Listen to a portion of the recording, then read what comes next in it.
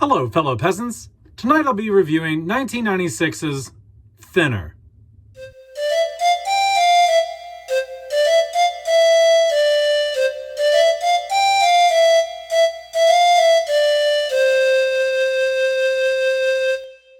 Alright guys, so I watched Thinner. I know I posted a while back I was going to watch this. I finally got around to watching it. I've heard about this movie for years. One time my friend came over, this was years ago, and he was on, I guess he got on the scale in our bathroom. He comes out and he's like, dude, your scale's creepy. I'm like, what do you mean? He's like, it says Thinner on the, on the top. He's like, that's kind of creepy. Have you ever seen that movie? I'm like, no, I've never seen the movie. So I finally got around to watching Thinner. This is based on a Stephen King novel. And one of you guys commented on the post where I said I was going to review this in the community section, and you said that, you're like, the daughter in this film looks like a really young version of, I can't remember the actress's name you said, but what's interesting about that is, so I looked that girl up. She's like, she dates Tom Holland, Spider-Man, Spider-Man actor Tom Holland. And what's the coincidence with this is really odd because the director of Thinner's name is Tom Holland. So anyway, let's get into it here. What is Thinner about? So Thinner is about this defense lawyer who gets cursed by a gypsy. He ends up doing something that causes the gypsy to want to curse him, and he slowly just starts wasting away, just losing weight at a rapid pace, pretty much down to the bone almost. He gets rail thin. And why does the gypsy curse him?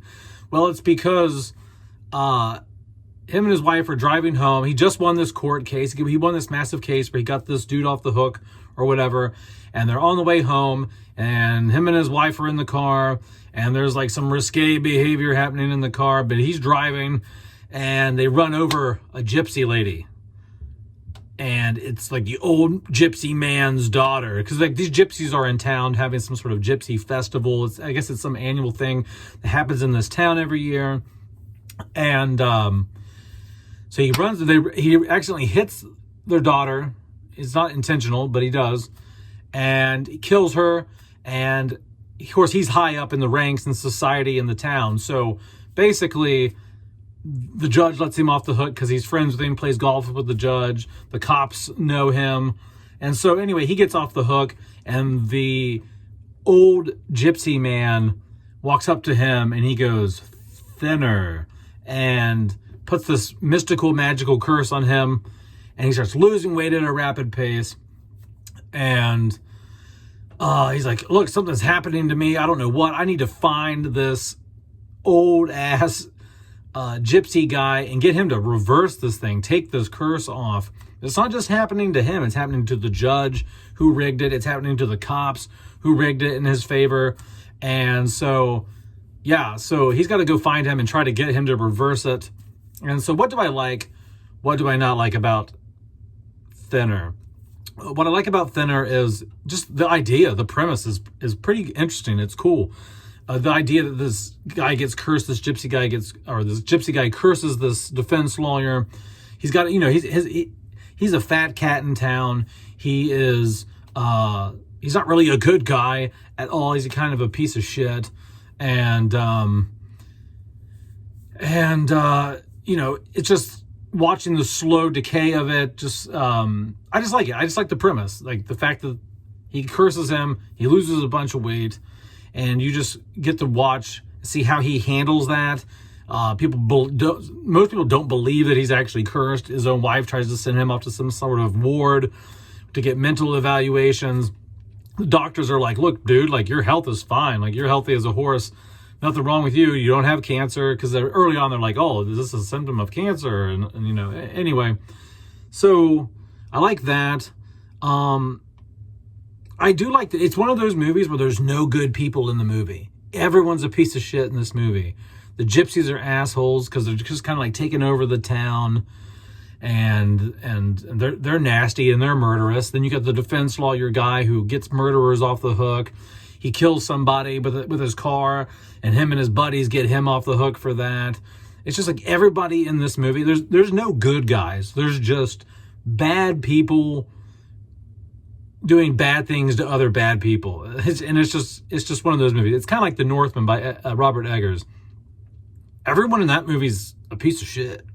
I mean, really, when you think about it, at the end of the day, like even the main character in The Northman is just a murderous piece of crap. You know what I mean? So I like movies like that where it blurs the line between good and evil. You don't really have a direct evil versus good or good versus evil scenario. There's a lot of gray area in there. I think it's shot fairly well. Also, there are times where it's like, okay, this feels very made for TV. But I feel that way a lot with Stephen King films. And so, like, when I go into a Stephen King adaptation, most of the time I prepare myself now. I'm like, okay, this isn't going to be the best looking film, but it's going to look okay. It's going to look okay. Misery looks like it's made for TV too, but I like it. It works in like a weird, like Twin Peaks, Northern Exposure kind of way, so I just kind of like, it was a nice day to watch it. It's nice and overcast here in Ohio today, and I just popped it on, and Stephen King adaptations are good for that. They're just kind of like lazy Sunday, lounging around with a blanket on the couch, tell me a story type of thing. I'm not expecting them to deliver the moon with these things. Other than like The Shining. The Shining is an exception. I love The Shining. I love Secret Window. Those are my two favorite Stephen King adaptations. What else do I like? I do think for the most part the makeup, like the fat body works good. Like the way they make him all obese and stuff like that. I think it's decently done, especially for the time. This came out in 1996, so I think it looks good, what they did with the makeup there.